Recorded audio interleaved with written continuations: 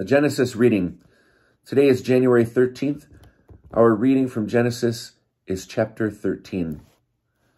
From Egypt, Abram went up into the Negeb with his wife and all that he possessed, together with Lot. Now Abram was very rich in cattle, silver, and gold, and he proceeded by stages from the Negeb as far as Bethel, to the place where his tent had been formerly between Bethel and Ai, the site of the altar that he had built there at first. And there Abram invoked the Lord by name.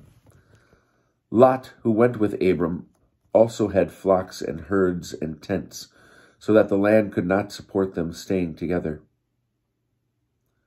For their possessions were so great that they could not remain together.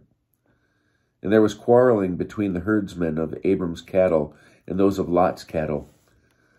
The Canaanites and Perizzites were then dwelling in the land. Abram said to Lot, "Let there be no strife between you and me, between my herdsmen and yours, for we are kinsmen. Is not the whole land before you? Let us separate. If you go north, I will go south, and if you go south, I will go north."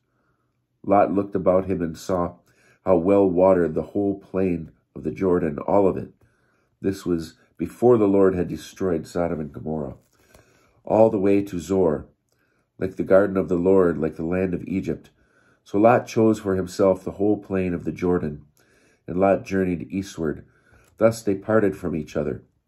Abram remained in the land of Canaan, while Lot settled in the cities of the plain, pitching his tents near Sodom.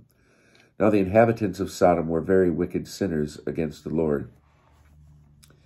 And the Lord said to Abram after Lot had parted from him, "Raise your eyes and look out from where you are, to the north and south, to the east and west. For I give all the lands that you see to you and your offspring forever.